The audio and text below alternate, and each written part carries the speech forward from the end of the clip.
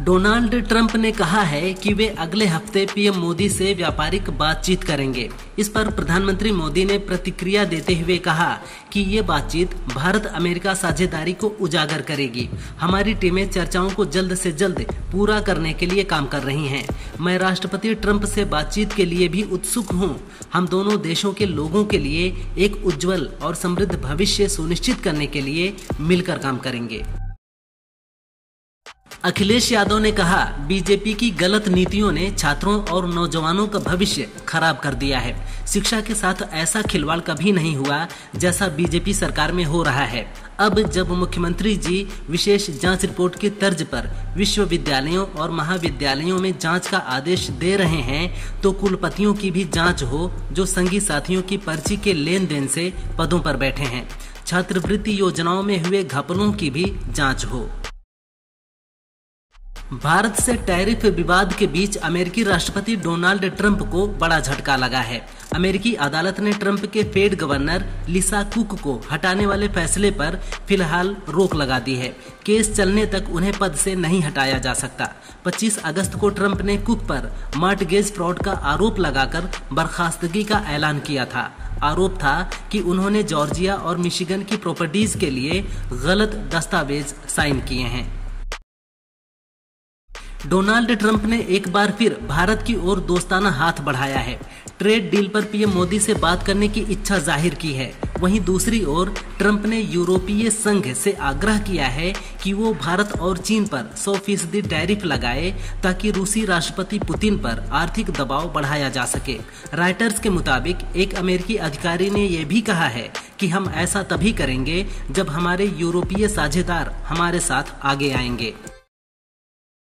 Delhi police की special cell और Jharkhand ATS ने आतंकी संगठन आईएसआईएस की देश को दहलाने की साजिश नाकाम कर दी है।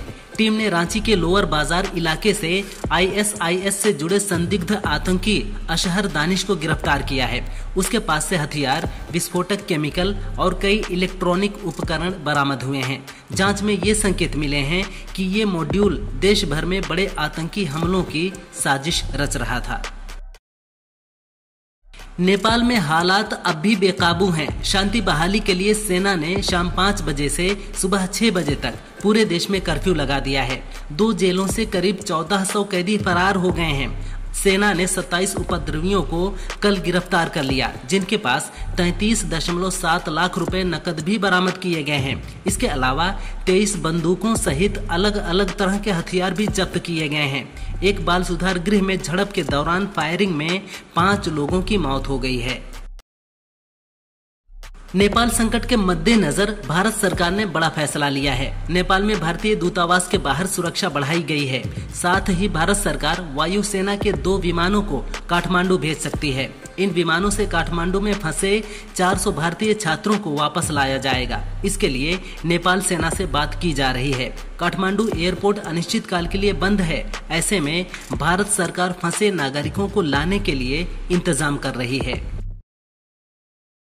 यूपी के डिप्टी सीएम केशव प्रसाद मौर्य ने बिहार चुनाव और उपराष्ट्रपति चुनाव पर बड़ा बयान दिया है। मौर्य ने एक्स पर लिखा, इंडिया गठबंधन को धता बताकर एनडीए गठबंधन ने उपराष्ट्रपति का चुनाव 60% से अधिक मतों से जीता है। इंडिया गठबंधन ने इस चुनाव में उस नक्सलवाद को मोहरा बनाया था जिसे मोदी सरकार ने लगभग ठिकाने लगा दिया है।